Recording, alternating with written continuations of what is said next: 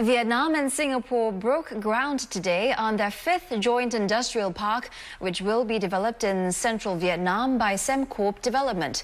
Officiating the ceremony was Singapore's Prime Minister Hsien Loong and Vietnam's Premier Nguyen Tan Dung. Mr. Lee described the joint industrial park projects as a concrete symbol of the excellent economic ties between both countries.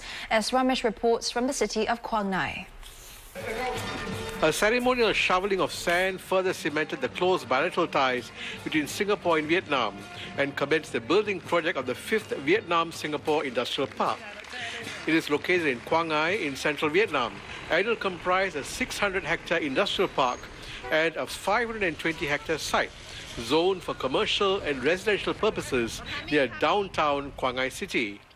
Now, in a few years' time, this vast piece of land that you see behind me will be the location of a whole range of industries which will be set up under the 5th Vietnam-Singapore Industrial Park project.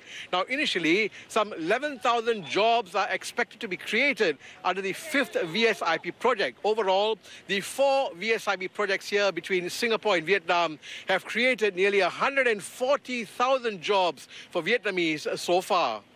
And Prime Minister Lee believes that the 5th park will set a new standard for the quality of its infrastructure and environment, building on the achievements of the earlier 4 parks, which he described as very successful.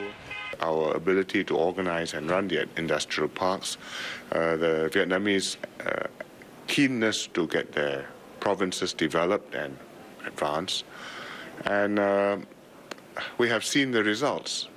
And they have seen the results. So every place we go, we get very strong support from the provincial government.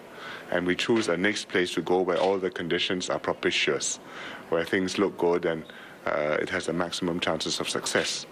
VSIP Quang Ngai's target industries include food and beverage manufacturing, electronics assembly, and other light industries catering to the oil and gas and chemical sectors.